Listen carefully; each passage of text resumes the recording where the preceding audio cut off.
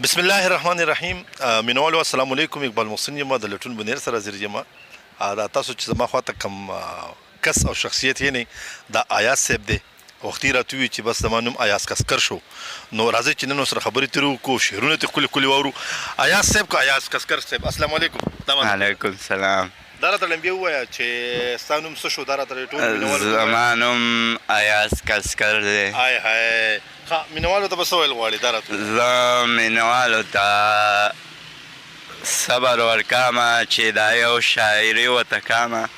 وایه لمبیا خو دا خبره که نه چې دغه ستا هغه ویډیو ډېرو مینوالو وکتله که نه په چوکه چې کومه شوې وه، خلک څه وایي؟ خلکو ډېره وکته، دا خلکو خو شکریه ادا کړه.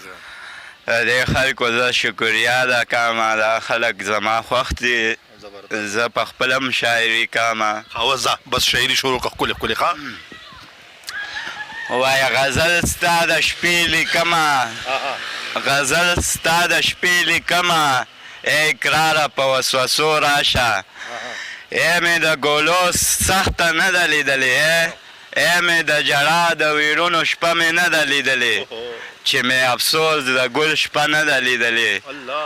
اوس یې د خلکو ته د پښتنو ته څنګه جاري کړم، ای د ګولو سر یې راله خوړلی، زړګی راله خوړلی، اوس یو دغې یو څو خبرو خوړلی، چې مې زړګی نه صبرېږي. ولې مې نه صبرېږي؟ دا وطن را سره غواړې، نشم بېلولی دا خپل زړګی در نه، دغې خاورې ته ځي، دغه خپل زړګی راله دغې خاورې ته ځي. زه څه وکړم دا کابل لالم ټوکله ټوکله که، زه څه وکړم دا کابل لالم ټوکله ټوکله که، او په زړه راشه چې ګولۍ مې نه خورې. ګولۍ هلکه ایاز کسکر صاحب، ستا په دې شعرونو کې د ګولو خبره ډېره ده، دا ولې ګولۍ په ګولۍ ډېره یادې؟ دا وایه وایه ګولۍ په ګولۍ ډېرې یادې وایم، ګولۍ دې ډېرې خوښي؟ زه وایه وایي چې د ګولو زهر تې نه خورم، ای صبر که زړګیه، ای کو مسافر دی لوی بشي، ای کو مسافر دی لوی بشي، او په دې دوو خبرو باندې نه ځایږي، په دې دوو خبرو باندې نه ځایږي. دی دشمن دی کو دی کابل دی، د زړونو ملنګ دی کو جانان دی، د زړونو ملنګ دی کو جانان دی. اختیار یې وله ورکړی، نن د ګل په شپه یې لوی کړی دی، یاسمین بچی دی، نن د شپې لوی کړی دی، یاسمین بچی دی. تپوس یې نشته چې د ډېره زیاته مننه، تپوس یې نشته.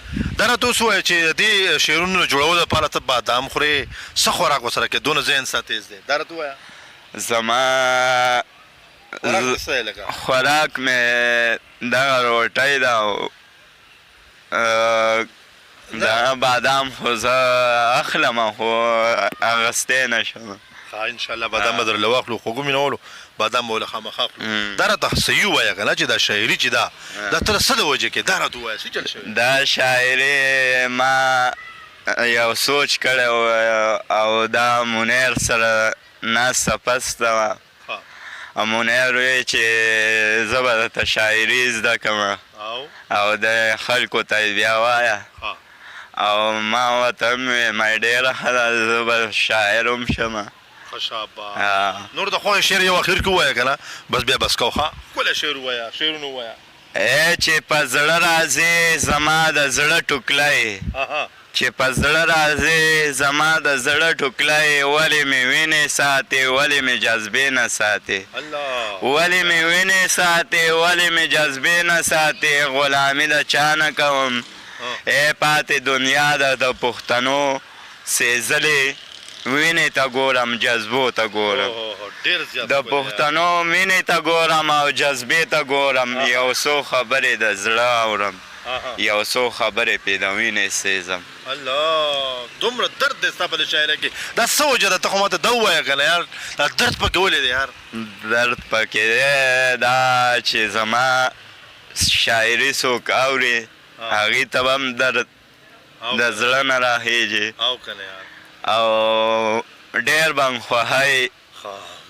او زه خو د پښتونخوا لیونی سړی یم او کنه زبردست فرمان کسکر ته څه پیغام لري چې هغه فرمان کسکر زما د شاعریم دی زه پې هم شاعري لیکم او هغه هم په ما هم آباد دی آباد دي دواړه په یو بل آباد دي دواړه آبادي ده چې کم نه یم نو جانان مې هم یادوي چې کم نه یم منیر مې هم یادوي چې زړه چاله ورکم دا زړه ټوکله به آباده شي یو پښتون سړی به د خپلې مینې نه اظهار ونه کړي یو پښتون سړی به د خپلې مینې نه اظهار ونه کړي پټه دې ساتي په کور دې ساتي ډېر زیات خوږو مینوالو دا و ایاز کسکر صاحب ضلع بونیر کنګرګلۍ سره تعلق ساتي کنګرګلۍ سره تعلق ساتي ډېره ښکلې شاعري وکړه دغه شاعري کو لنډه اوږده ده او کومې بیشي پکې وي خو درد پکې انځوری دی او دغه درد چې دی نو دا انځورول غواړي د دوی د خپلو سینو سره راټینګول پکار دي ایاز کسکر صاحب اجازت غواړو ښه اجازت دی خوږو مینوالو ډېره زیاته مننه خوشحاله اوسئ نوی پروګرام بیا کوو د هغې سره د هغې پورې به اجازت د لوی الله په امان